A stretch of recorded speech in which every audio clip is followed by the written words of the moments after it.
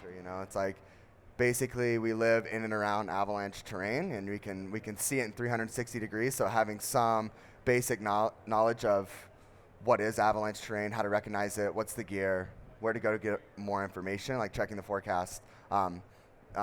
It's pretty important, even if we don't like backcountry ski, right, or extreme ski. So the video today was provided by the Utah Avalanche Center. It took a couple years to make in partnership with like Brain Farm and Sherpa Cinema. They gave us all this footage, and we made this 15-minute video, and then we're going to go into like 25 to 30-minute PowerPoint over the video. Awesome. Thank you guys for being here.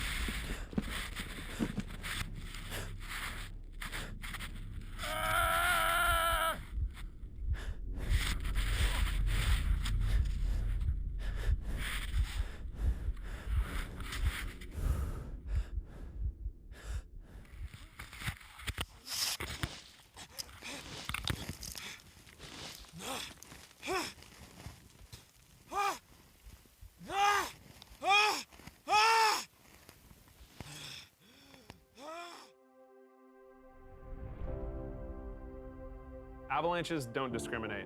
You know, they're equal opportunity killers. And they affect everyone in the mountains. You know, whether you're snowboarding, skiing, snowmobiling, sledding, cross-country skiing, hiking, snowshoeing, extreme snow angeling. If you live close to snow-covered mountains, you need to know about avalanches. It really just goes with the territory. Everyone's really excited. A fresh storm had just come in and dropped over 2 feet of new snow. Just blasting rock and roll music, and you get to the exit point. So Mike was finishing his ski cut, and instead of waiting, he just charged right into the slope. And in his first turn, a huge rooster tail of powder came up, and everyone in the group started cheering, "Yeah, go get it!" And then in his third turn, we saw the slope just start to crumble completely. Your heart just sinks because you realize we just screwed up big time. Even though, you know, you've got this organized rescue and you've got people getting to them within 15 minutes, you don't always get that luck that you're gonna get down there and everything's gonna work out all right. Some of the medical staff initiated CPR, but about 40 minutes after the avalanche had occurred, they had ruled his time of death. After the accident, when we were driving home, I thought, those 3 turns, that wasn't worth it.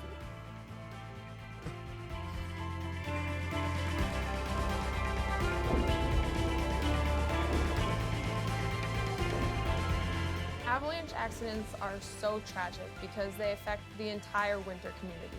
I've personally experienced what it feels like to lose friends in an avalanche accident, the devastating ripple effect it has on everybody in the community.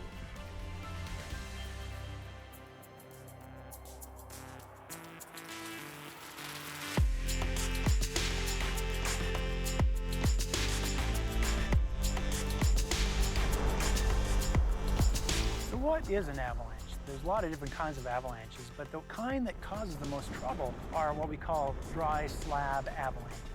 A slab avalanche is like a monster in a horror film. It lies underneath the perfect facade of this enticing powder. It's just waiting for a trigger to come along, like you, to collapse that weak layer, and then that collapse just goes outwards in all directions. The slope just shatters like a pane of glass. There's no escape. It rockets down the hill, bounces you off trees and rocks on the way down, tumbles you over a cliff. I mean, does any of that sound dangerous to you?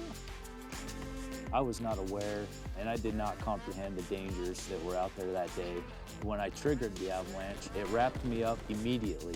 Not a second later, I was hit in the back with what felt like a truck. I didn't even have a chance. I ended up laying there in the snow with 2 broken femurs and my broken left arm for between 7 and 8 hours. I've had a total of 4 surgeries, still in therapy 3 days a week, trying to learn how to walk again and get use of my body again. Avalanches are very violent events. 1 out of 4 people are killed by the trauma of hitting trees and rocks on the way down. And after they tumble you to the bottom, then the avalanche debris instantly sets up like concrete. You can't just pop up out of this. Somebody else has to get you out of the snow.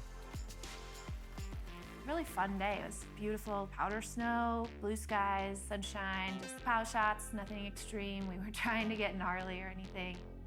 Came around the corner, dropped in. It was great, and then saw cracks shoot out all around me. I did see like the sky for a moment, and then just a whole wave of snow went over my face. I had like a moment of, maybe I can just punch through to the top, and as soon as I tried to move at all, I realized that I couldn't even bend a finger. The most important avalanche skill to learn is how to read avalanche terrain, which mainly means judging slope steepness. Almost all avalanches occur on slopes steeper than 30 degrees, but you know what? When the snow is sketchy, we can still have lots of fun playing on mellower terrain. We just want to make sure we're not on, underneath, or even connected to steeper slopes. The bottom line is the only time we should even consider getting into steep terrain is when we have safe avalanche conditions.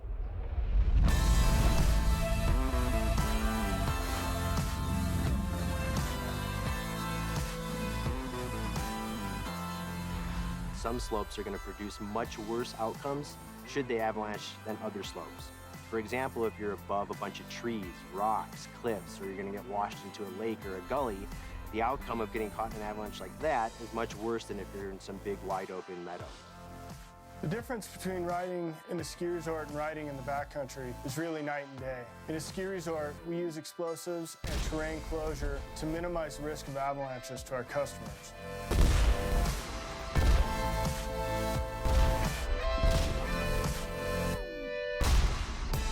But outside the ski area, once you step just 2 feet over that rope line, you're in a totally different environment. Anybody that's going into the backcountry or thinking about going off-piste at a resort really needs to understand that it's a totally uncontrolled environment. There isn't any ski patrol, they're not bombing or doing any avalanche control. It can be really dangerous. So essentially you need to be, your own avalanche expert. So in 9 out of 10 avalanche fatalities, they're triggered by the victim or somebody in the victim's party, which is actually good because it's not like getting struck by lightning. We have a choice. That means if we learn something about avalanches, we can avoid getting caught in avalanches.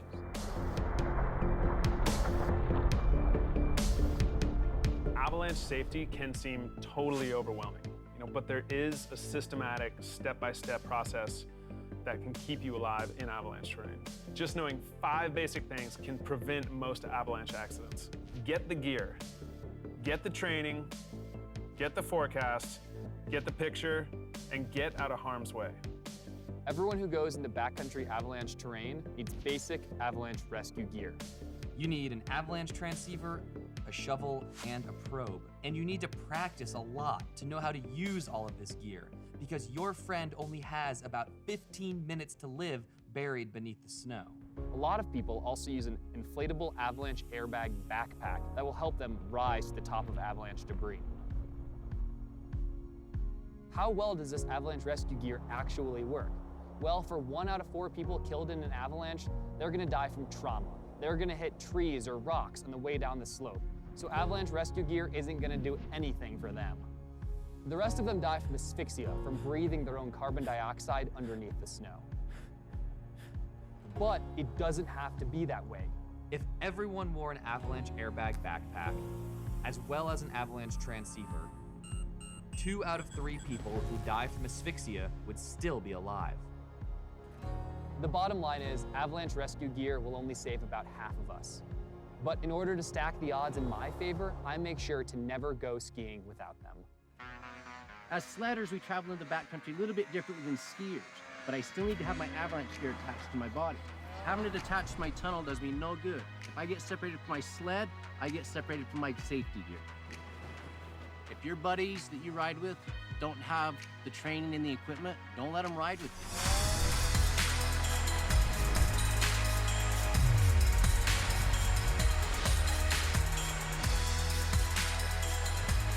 So now that you've got the gear, you've got to get the training. So when you take an avalanche course, you're basically getting keys to a whole new world. You'll learn about avalanche terrain, snowpack, weather, rescue. Essentially, you're trying to take the guesswork out of travel in avalanche terrain. As a first-timer just coming in, it's really important to take the right classes and gain all the knowledge before going out in the backcountry. Getting the training isn't just taking an avalanche class. It's a great start, but really it's about practicing what you've learned. Make it a ritual. Make it fun. Throw down some lunch money and do some time drills. When it comes down to it, it's about having your friends back and knowing that they have yours. It's not just the skiers that need to get the training because sleds are taking us further into the backcountry, so we really need to bring our avalanche skills up to the level of our riding skills.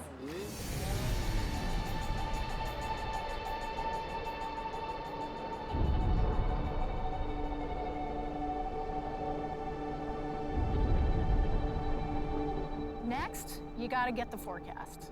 These avalanche forecasters are pros. They're gonna tell you everything you need to know. They're gonna tell you about the snowpack. They're gonna tell you about the weak layers. They're gonna tell you where avalanches are gonna happen, where you can likely avoid avalanches. All that information is one click away. To get the avalanche forecast, visit avalanche.ca in Canada or avalanche.org in the States. Before I even get on the snow, I check my local avalanche advisory. So take the time, get the forecast. When you're traveling in the backcountry, you gotta get the picture. What's that mean? It means pay attention. Look for recent avalanches. Listen for cracking or wumping that's taking place around you. Look for recent storm snow, wind-loaded snow. Look for rapid thawing. If you look for all of these things, you're gonna get the picture. You're gonna be a safer backcountry skier.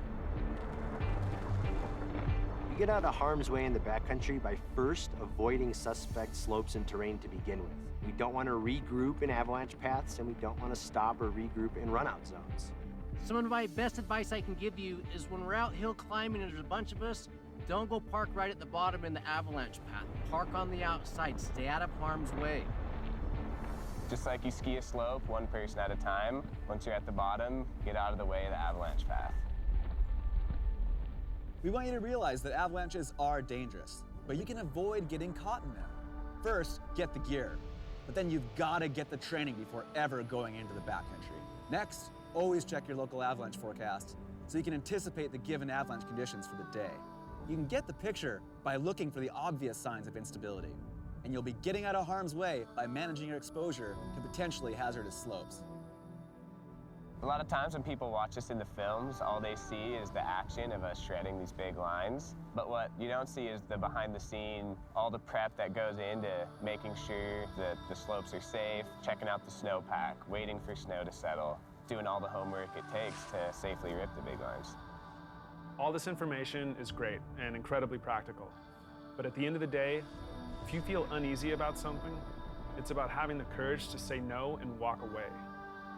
The mountain isn't going anywhere.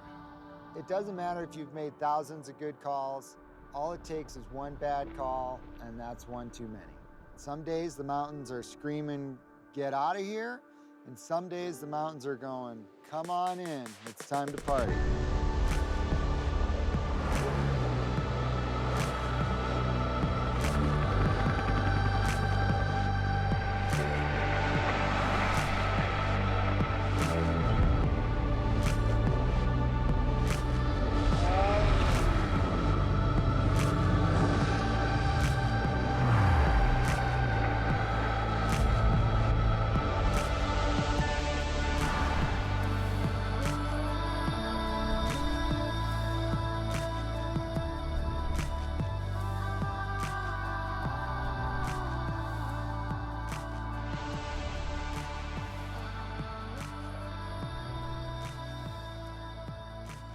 So who needs to know about avalanches?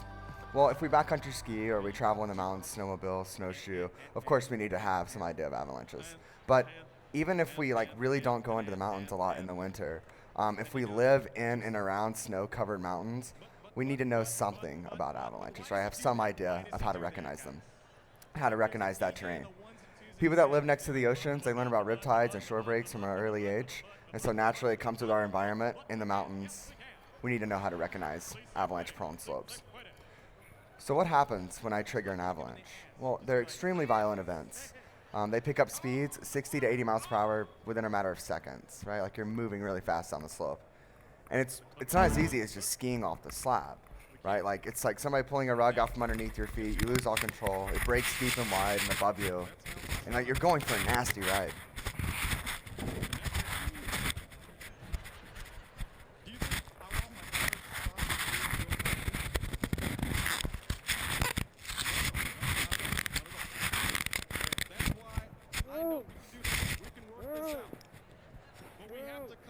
You probably barely hear, but he's like yelling help, you know? And like, what happens now? I mean, can you dig yourself out? No, right? Like you're gonna sit there underneath the snow. You have a very small window underneath the snow if you're not skiing with anyone, right? And so he's 2 minutes from a ski area boundary. So what if he just like ducked the rope, or maybe there was a gate there, got a couple more powder turns, and then was gonna throw his thumb up and go up the road, right? And he also triggered an avalanche down on top of a road, which is becoming more of an issue in the West. We have a lot of avalanche paths that filter down onto like main highways, right? So we have to be super aware of that, right? On average, about 30 people in the United States die annually in avalanches, and depending on where you are, what state you're in, that's going to vary. But again, if you live around steep snow-covered mountains, avalanches are relevant to you. 73% of people that die in avalanches die of asphyxiation. And so once you're buried, carbon dioxide builds up around our mouth. We start breathing in our own CO2. We pass out really quickly, and we just can't live for very long underneath the snow. Before coming to a stop, a quarter of us die of trauma, and so that's hitting trees and rocks on the way down the slope, right? So before the asphyxiation factor really ever even comes into play, 25% of us are already dead. 90% of these avalanche accidents are triggered by the victim or someone in the victim's party. And this is a great statistic because it tells me that avalanches are a matter of choice, not a matter of chance, right? So if I choose to recreate an avalanche terrain, I can trigger avalanches. However, I can avoid them just by choosing the correct terrain. The message of the video, right? So traveling an avalanche terrain is risky business. However, there is a step-by-step process that people use and go through to like avoid getting caught in avalanches. The first two are getting the gear and getting the training. So the beacon, the probe, and the shovel, and then knowing how to use them, like really fast and really efficiently. And these two need to happen right before I even go into the mountains. Every day I go into the backcountry, I check the avalanche forecast, right? Like we forecast at the Utah Avalanche Center for 7 different regions throughout the state. So generally wherever I'm going, there's an avalanche forecast to check. And that's also in the Intermountain West. There's so much information right at our fingertips that we can tap into. Getting the picture is being aware of checking the weather before going in the mountains and being aware of the recent weather events like new snow and what's the wind gonna do, what time of year with the sun, and then looking for avalanches because I know if I'm seeing avalanches in the mountains, then I'm sure I can trigger them as well. And then looking for unstable snow. And the way I recognize that is with cracking and collapsing. And so I'll see shooting cracks going from my skis or filling in collapse in the snowpack, and that's a huge sign of unstable snow, strong snow over weak snow. So what's an avalanche? Well, in the United States, we actually classify 9 different types of avalanches. And some we say are manageable, that we can like ski cut and go at our feet, and some aren't so manageable. And the ones that we're gonna talk about today are dry slab avalanches. And these things break deep and wide, they shatter like a pane of glass, and they break above us. Right? And these are the types of avalanches where tracks on a slope also don't give us signs of stability. Right? These are unsurvivable, unmanageable avalanches. When I'm walking around in the mountains, how do I recognize avalanche terrain? I mean, notice here, this was the site of a fatality down in Provo like 3 years ago, and a girl literally got out of her car and was parked where this truck was and walked across this slope, and a summer trail goes across the slope. The avalanche danger was much like it is today. It was high and extreme, and Provo right now is dealing with an extremely sketchy snowpack. So here's this innocent lady just like going out for some fresh air, right, and triggers an avalanche above her, and it pushes her down into a train trap. It was just like wrong place, wrong time. 99% of the time, being right here, you're going to be just fine. But it's that one time that we didn't check the forecast before we went out, right? So seeing higher extreme danger, in cases like this, I just go do other things as opposed to going into the mountains. I can see missing trees, I can see massive avalanche paths, I can see avalanches in the mountains, but pretty much anything that's not inside of the resort boundary, inside of the rope line, it's considered the backcountry, right? So ski patrol, snow safety, they're out there doing avalanche mitigation work with explosives to mitigate the avalanche danger for us in the morning. All right, so when we show up, we know it's safe to ski the steep slopes and bounds.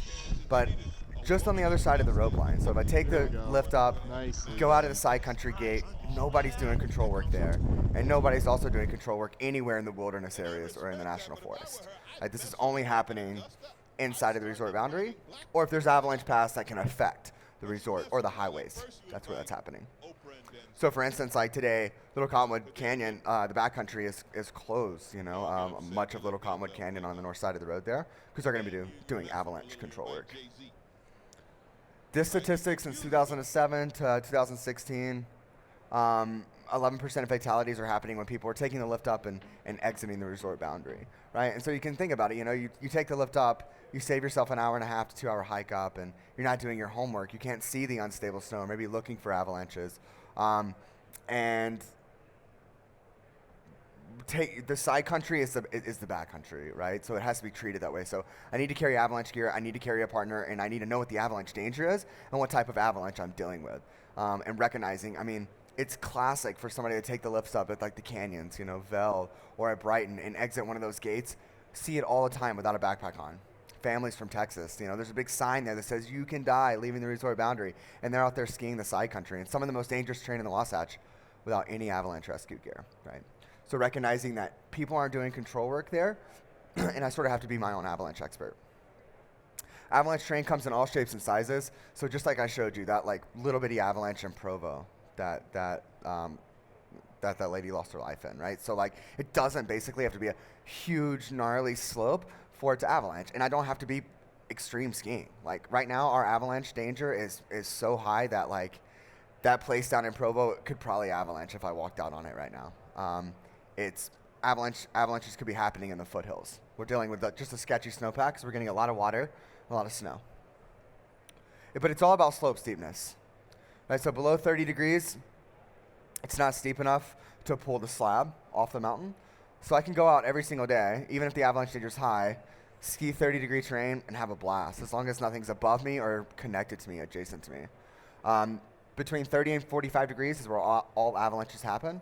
And this is like our blues and black diamonds and double black diamonds at the ski area, So naturally we ski steep terrain inbounds. We kind of want to ski the steeper terrain out of bounds as well. But again, this is where all the avalanches are happening. Here in the Intermountain West, we don't really get like enough water in our snowpack for it to form a slab on slopes above 45 degrees. So as the snow hits the mountain, it's really rocky and steep, and it just sort of sloughs off and doesn't form that slab. All right, so I take a tool around on my phone. It's a clinometer, and it just measures slope angle. So I shoot down the slope, or I can shoot up the slope, or sight across the slope. But again, it tells me what the slope angle is, and it tells me if it's avalanche terrain or not. And naturally, as human, we tend to overestimate the angle. We tend to think it's a little bit steeper than what it really is. Not only am I worried about what I'm skiing, but what's above me, especially on a day like today. Like the avalanche danger is high. Imagine this being a big pile of logs. And on a day like today, this slope is so wind loaded, it may have already natural avalanched overnight, or like right now as I'm speaking. And so I could be when we're dealing with persistent weak layers in our snowpack, really we can trigger avalanches remotely or from a distance. So if this slope is one big slope and I'm snowshoeing, or I'm skiing over here and I traverse over, I collapse the weak layer, I find a weak spot in the snowpack, and it's like pulling out the bottom log. If this was a pile of logs, it all comes down on top of me. So when the avalanche danger is spooky, not only am I worried about what I'm skiing, what the slope angle of what I'm skiing, but what's the steepness of the slope that I'm connected to above me and adjacent to me as well, right? And it's really easy for people to get tricked. It's bad visibility out, it's thicker trees, and next thing you know, the trees aren't as thick, right? So really trying to pay attention when it's sketchy, so avoiding all steep slopes. You notice these avalanches that are triggered on more gentle slopes. Steep over here, steep enough to avalanche, not so much over here, but when the snowpack is sketchy, these things can be pretty connected, And then they can even, when you collapse the weak layer and you kind of break that rubber band, you get that energy, the propagating fracture. They can connect to more gentle slopes. Right? So I'm avoiding like sketchy avalanche terrain when the avalanche danger is high. I'm thinking to myself too, like, what are the consequences? You know, here in the Wasatch, we don't have a distinct tree line. So a lot of our avalanche paths like filter into trees. So trees are a huge consequence here in the Wasatch. Like if I trigger an avalanche and I can grab onto a tree initially, that's great. But after 3 or 4 seconds, you're moving really fast. So all trees need to be avoided. Cliffs and rocks and crevasses, or I get taken into like a lake, a frozen lake. And then the big one, guys, is this gully and sharp transition. Again, this is where like innocent people just walking around in the mountains, because like a lot of summer trails go up gullies and sharp transitions. And it doesn't take a large avalanche in these things to bury me deep.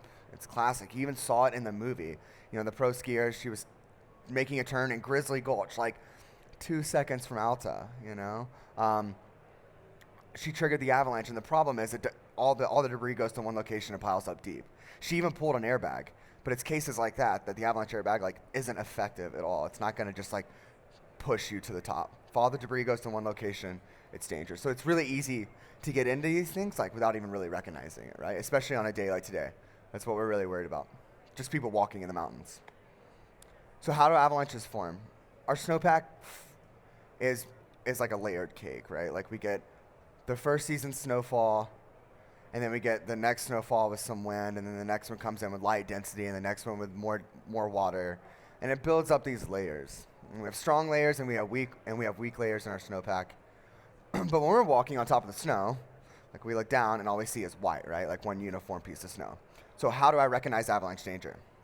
So when I'm digging in the snow and doing snow pits, I'm really looking for like strong snow. It's like a cohesive piece of snow. It was what we call a slab sitting on top of a weak layer. This weak layer is like sugar. It's like rock salt. Doesn't bond well with its neighbor. And strong snow over weak snow, high avalanche danger, right? Like this stuff can be really complex. These weak layers can be really, really small. But I'm digging snow pits to verify the forecast. And when I'm seeing strong snow over weak snow, I know the avalanche danger is high. So why do I care about this? When this weak snow is on the surface, it's like super fun to ski. And as the backcountry skier, I'm skiing steep slopes, and then we put a slab on top of it. These weak layers persist in our snowpack, so they don't strengthen very quickly. So as the backcountry skier, as humans, we make mistakes, right? So like we forget about the weak layer, but the mountain has a really good memory. Like it's not gonna forget about that, right? So we have to like really clue in on these weak layers and give them time to strengthen, time and let it warm up and let these weak layers strengthen before like hopping on steep avalanche prone slopes, right? So what can we do? So getting the avalanche gear and then like really knowing how to use it is really important, and using it like really fast and efficiently. Because I only have 15 minutes to find my friend underneath the snow. And really, I mean, if you kind of look at this, you really only have like 8 minutes to get your best chances of finding him, right, alive. So 83% chance of survival at 8 minutes, and then a 45% chance of survival at 15 minutes. And after that, that's just going to greatly decrease. We as humans just can't live for very long underneath the snow. The transceiver, probe, and shovel, this is how I'm going to find them quickly. So locate them with the transceiver underneath the snow, pull out my probe, deploy it downhill, make sure it's clicked in place, stab it in the snow, and then leave it there once I hit the victim underneath the snow. And then the shovel is, of course, what I'm going to use to dig them out. What do you guys think takes the longest? The beacon? Oh, the digging. Yeah, exactly. Right? Like avalanche debris sets up like concrete. It's really difficult to dig through. And so the idea is that you get really good. I mean, these new transceivers, they have arrows on them. They're digital, 3 antennas. And they're pretty intuitive to use. So the more you practice with them, the faster you're going to get with them. But you like get really good with this and really good with the probe, and you save as much time for shoveling as possible, right? The avalanche airbag, the idea is that you trigger an avalanche, you pull this cord, it makes your surface area bigger, allowing you to float to the surface, right? But again, this is going to be very terrain dependent. If I'm going into trees or I'm going over rocks or into a train trap, the avalanche airbag isn't very effective. It's effective in places like Canada or maybe in places like Colorado Rockies or up in Alaska, where the debris sort of fans out, right? And just the right case scenario. The Avalon is a tool that's implanted in a lot of Black Diamond backpacks, and you can also buy it separate. If I trigger an avalanche and I can keep this thing in my mouth while getting worked down a slope, And while buried in the snow, if I've still got it in my mouth, it separates my oxygen and my CO2, and it'll give me an extra like 45 minutes to live underneath the snow. It's a great tool, but it's difficult to use because like you're going really fast down a slope, through trees, over rocks, so keeping this thing in your mouth is pretty difficult. But it's a great tool to have. The Recco chip is a device that's implanted in the clothing. It's in a lot of outerwear, in the pants or in the jacket. You cannot find somebody wearing Recco if you have an avalanche transceiver, so it doesn't replace the avalanche transceiver. But it'll allow like search and rescue and ski patrol to find you, say something were to happen in bounds and you weren't wearing an avalanche transceiver. Or if you ducked a rope and you went out of bounds, you triggered an avalanche and you weren't wearing one, right? So this is hours after the accident, so unfortunately it's kind of like it's just a body recovery device, right? You're just not gonna lay there for weeks until the snow melts. So when we go back to the airbag and we're talking about that, like, as I was mentioning, this is a big avalanche that he triggers, maybe 2 feet deep, class 2, could catch, carry, kill a person. But when you see what the debris does, it just sort of all fans out in the apron. And the guy's even wearing a snowboard, which, you know, a snowboard would be like an anchor on your feet. It's just going to pull you to the bottom. But all the debris flushes out. It doesn't go into rocks or into trees or into a terrain trap. And he's on the surface. It's great. So, like, the airbag is effective. It will increase your chances of survival, but it only works in the right case scenario. It's all, again, terrain dependent. Not wearing an avalanche transceiver, buried in an avalanche this size, probably not going to be found, right? And I need to know that when I go into the mountains, I also have to, like, be my own rescue party, even if I'm just on the other side of the rope line. You know, if I call in a rescue, it's going to take 30 to 45 minutes for them to just organize the rescue, and maybe, you know, depending on where I'm at, a lot longer to get to me. So I know that I have that 15-minute window, so I can't just go run and cry for help. I have to find my friend within that 15 minutes. So if they have to bring out the dogs and you're not on top of the snow, unfortunately, you're not coming out alive, right? And 70% of the time in the mountains, the weather looks like this, like much like a day like today, the helicopters can't fly, right? So like having an exit strategy and a rescue plan or a rescue sled is pretty important as well. But yes, helicopters are great, but can't always be utilized. So when I'm digging someone out, like I was mentioning, I leave my probe in place and I hop downhill and I shovel into them. And so I'm chopping these blocks and I'm like rowing them behind me like I'm rowing a boat, as opposed to digging the snow and throwing it over my shoulder. I'm gonna move it a lot faster and efficient that way and work into them. If I dig straight down, I start getting a snow cone, all the snow starts falling back in on itself. And also if they have an air pocket underneath the snow, I can collapse that by digging straight down on top of them. So I just hop downhill and dig into them. That also gives me a platform to pull them out on when I get to them. So CPR, first aid is probably gonna come in handy. Hypothermia, treating them for that. But I'm not just like yanking them straight out of the snow, right? The more people I have with the strategic shoveling, they can put behind me and they're gonna row the snow, and we're gonna rotate and we can work our way into our victim. In Utah, we have these beacon basins, and they're practice parks where we can practice with our rescue gear, free places. And so Snowbird, Snow Basin, the canyons, and Solitude have these places where I can go practice with my rescue gear, right? And shave as much time off my beacon and my probe, and then just do my push-ups or my pull-ups for shoveling, right? And just, because that's, again, what's gonna take the longest.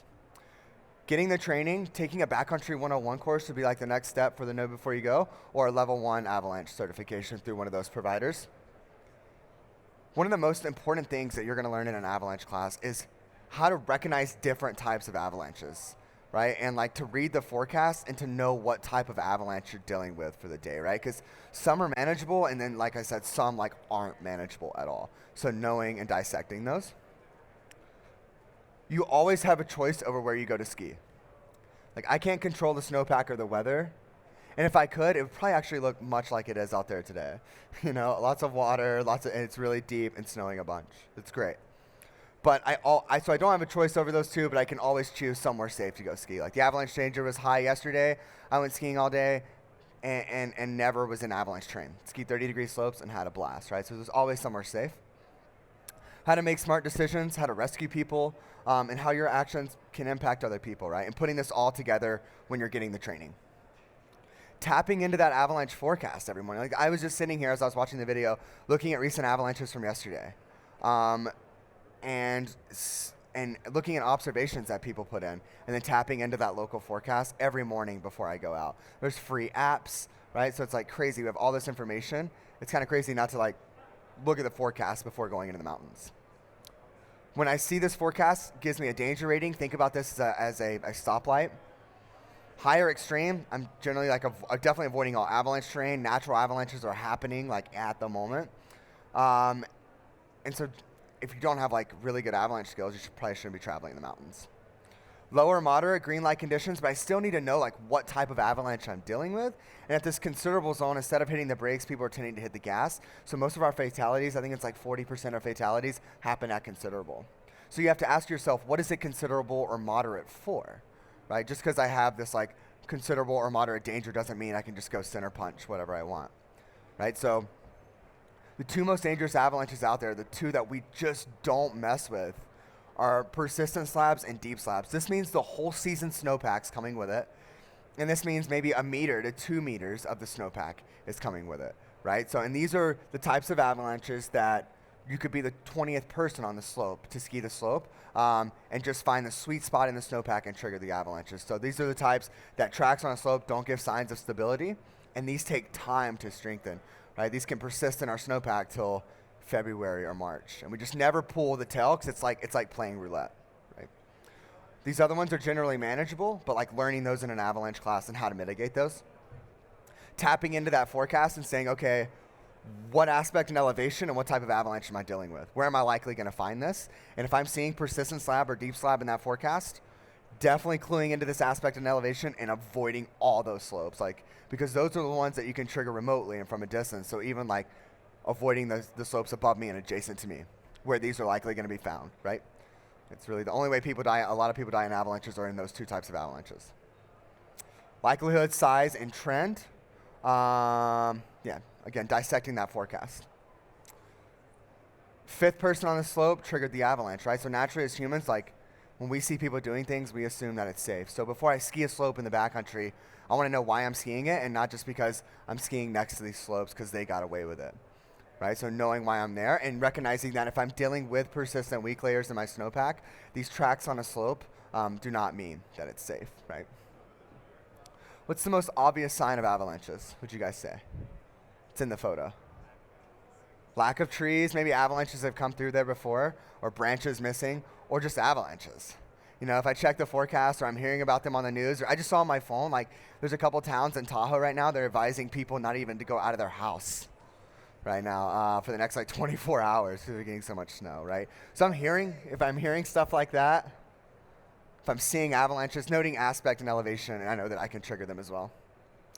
Cracking and collapsing is a huge sign of unstable snow. It's our second red flag, and when I'm walking on the snow, if I'm feeling a collapse or you'll hear a whumping noise, it's air escaping out of the snowpack and shooting cracks from my skis. And it's like the snowpack yelling at me, there's strong snow over weak snow, and I need to avoid all steep slopes that day, right? And so I can gather this information at 7,000 feet, at 8,000 feet, at 9,000 feet, and if I'm getting it down there on a north-facing slope, then I'm surely going to get it up higher, right? So instead of just putting my head down and running up a skin track, I can gather this beta and this information before I even get to where I want to ski, right? And that's why taking the lift up, you don't get to gather any of this information exiting the side country.